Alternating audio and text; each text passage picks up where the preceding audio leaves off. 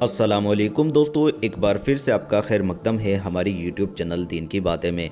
दोस्तों, सीरतुन नबी का आज 22वां पार्ट आपकी खिदमत में लेकर हाजिर हुए हैं और आज इसमें बात करेंगे जब 3 साल का बॉयकॉट अल्लाह के नबी के ख़िलाफ़ कुरैश वालों ने किया तो उसके ख़त्म होने के बाद क्या हालात रहे। कुरैश कबीले के कुछ प्रतिनिधि मंडल अबू तालिब की सेवा में दोबारा हाजिर हुए अल्लाह के नबी के ख़िलाफ़। तो क्या मामला रहा, मैं इस वीडियो में आपको पूरी बताऊंगा। अल्लाह के रसूल सल्लल्लाहु अलैहि वसल्लम ने घाटी अबू तालिब से निकलने के बाद फिर पहले ही की तरह दावत व तबलीग का काम शुरू कर दिया और अब मुशरिकों ने अगरचे बाइकॉट ख़त्म कर दिया था, लेकिन वह भी पहले ही की तरह मुसलमानों पर दबाव डालने और अल्लाह की राह से रोकने का सिलसिला जारी रखे हुए थे। और जहाँ तक अबू तालिब का ताल्लुक़ है तो वह भी अपनी पुरानी रिवायत के मुताबिक पूरी जान लगाकर अपने भतीजे की हिफाजत व हिमायत में लगे हुए थे, लेकिन अब उनकी उम्र 80 साल से अधिक हो चुकी थी। कई साल से बराबर संगीन दुख और परेशानियों ने और ख़ास तौर से घाटी से घिरे होने की वजह से वह टूट कर रह गए थे। उनके अंग ढीले पड़ चुके थे और कमर टूट चुकी थी। चुनाचे घाटी से निकलने के कुछ ही महीने बीते थे कि उन्हें बाहरी गंभीर बीमारी आ गई थी। इस मौके पर मुशरिकों ने सोचा कि अगर अबू तालिब का इंतकाल हो गया और इसके बाद हमने उसके भतीजे पर और ज़्यादती की तो हमारी बड़ी बदनामी होगी। इसलिए अबू तालिब के सामने ही उनके भतीजे अल्लाह के नबी सल्लल्लाहु अलैहि वसल्लम से कोई मामला तय कर लिया जाए।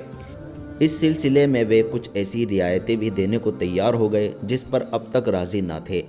चुनाचे उनका एक प्रतिनिधि मंडल अबू तालिब की सेवा में हाजिर हुआ और वह उनका आखिरी प्रतिनिधि मंडल था। इब्ने इसहाक का बयान है कि अबू तालिब बीमार पड़ गए और कुरैश को मालूम हुआ कि उनकी हालत ख़राब होती जा रही है, तो उन्होंने आपस में कहा कि देखो, हमज़ा रज़ी अल्लाह ताला अन्हु और उमर रज़ी अल्लाह ताला अन्हु मुसलमान हो चुके हैं और मोहम्मद सल्लल्लाहु अलैहि वसल्लम का दीन कुरैश के हर कबीले में फैल चुका है। इसलिए चलो अबू तालिब के पास चलें कि वह अपने भतीजे को किसी बात का पाबंद करें और हमसे भी उनके बारे में वायदा ले लें, क्योंकि अल्लाह की कसम हमें डर है कि लोग उनकी वफ़ात के बाद हमारे काबू में ना रहेंगे। एक रिवायत यह भी है कि हमें डर है कि वह बूढ़ा मर गया और मोहम्मद सल्लल्लाहु अलैहि वसल्लम के साथ कोई गड़बड़ हो गई तो अरब हमें ताने देंगे, कहेंगे कि उन्होंने मोहम्मद सल्लल्लाहु अलैहि वसल्लम के छोड़े रखा और उनके खिलाफ़ कुछ करने की हिम्मत ना की, लेकिन उनका चचा मर गया तो अब उस पर चढ़ दौड़े। बहरहाल कुरैश का यह प्रतिनिधि मंडल अबू तालिब के पास पहुंचा और उनसे बात की। प्रतिनिधि मंडल ने कुरैश के सबसे ज़्यादा प्रतिष्ठित लोग थे, यानी उतबा बिन रबी, शोबा बिन रबी, अबू जहल बिन हिशाम, उमैया बिन खल्फ, अबू सुफियान बिन हर्ब और कुरैश के दूसरे नेता लोग, जिनकी कुल तादाद लगभग 25 थी। उन्होंने कहा, ए अबू तालिब, हमारे बीच आपका जो दर्जा और जो पोजीशन है, जो स्थान है, उसके आप अच्छी तरह जानते हैं और आप जिस हालात से गुजर रहे हैं वह भी आपके सामने हैं। हमें डर है कि आपके आखिरी दिन हैं। इधर हमारे और आपके भतीजे के बीच जो मामला चल रहा है उसे भी आप जानते हैं। हम चाहते हैं कि आप उन्हें बुलाएं और उनके बारे में हमसे वायदा ले लें, यानी वह हमसे अलग थलग रहें और हम उनसे अलग थलग रहें। वह हमको हमारे दीन पर छोड़ दें और हम उनको उनके दीन पर छोड़ दें। इस पर अबू तालिब ने आपको बुलाया और आप तशरीफ़ लाए तो कहा, भतीजे, ये तुम्हारी कौम के प्रतिष्ठित लोग हैं, तुम्हारे ही लिए जमा हुए हैं। यह चाहते हैं कि तुम्हें कुछ वायदा दे दें और तुम भी इन्हें कुछ वायदा दे दो। इसके बाद अबू तालिब ने उनकी बात कही कि कोई भी फरीक दूसरे से छेड़छाड़ ना करें। जवाब में अल्लाह के रसूल सल्लल्लाहु अलैहि वसल्लम ने प्रतिनिधि मंडल को संबोधित करते हुए फरमाया, आप लोग ये बताएं कि अगर मैं एक ऐसी बात पेश करूं जिसके अगर आप कायल हो जाएं तो अरब के बादशाह बन जाएं और अज़म आपके कदमों में आ जाए, तो आपकी क्या राय होगी।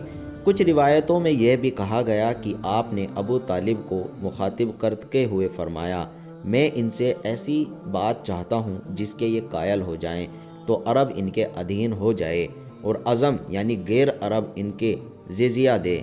एक और रिवायत में यह ज़िक्र फरमाया कि चचा जान, आप क्यों ना इन्हें एक ऐसी बात की ओर बुलाएं जो इनके हक़ में बेहतर है। उन्होंने कहा, तुम इन्हें किस बात की ओर बुलाना चाहते हो।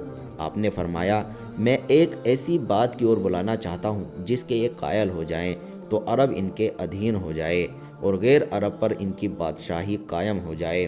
ابن اسحاق کی ایک روایت یہ ہے کہ آپ نے فرمایا، آپ لوگ صرف ایک بات مان لیں جس کی وجہ سے آپ عرب کے بادشاہ بن جائیں گے اور عجم یعنی غیر عرب آپ کے ادھین آ جائیں گے۔ بہرحال جب یہ بات آپ نے کہی تو لوگ سوچ میں پڑ گئے اور سٹ پٹا سے گئے۔ وہ حیران تھے کہ صرف ایک بات جو اتنی فائدہ مند اسے کیسے رد کر دیں۔ آخر میں ابو جہل نے کہا، اچھا بتاؤ تو وہ بات ہے کیا؟ تمہارے باپ کی قسم ایک ایسی بات کیا 10 باتیں پیش کرو تو ہم ماننے کو تیار ہیں۔ آپ نے فرمایا، آپ لوگ لا الہ الا اللہ کہیں اور اللہ کے سوا جو کچھ پوجتے ہیں اسے چھوڑ دیں۔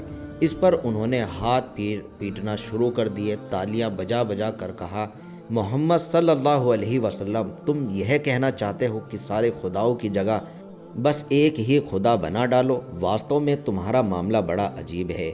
پھر آپس میں ایک دوسرے سے بولے، خدا کی قسم یہ آدمی تمہاری کوئی بات ماننے کو تیار نہیں، اس لیے چلو اپنے باپ داداؤں کے دین پر ڈٹ جاؤ، یہاں تک کہ اللہ ہمارے اور اس آدمی کے بیچ فیصلہ فرما دے۔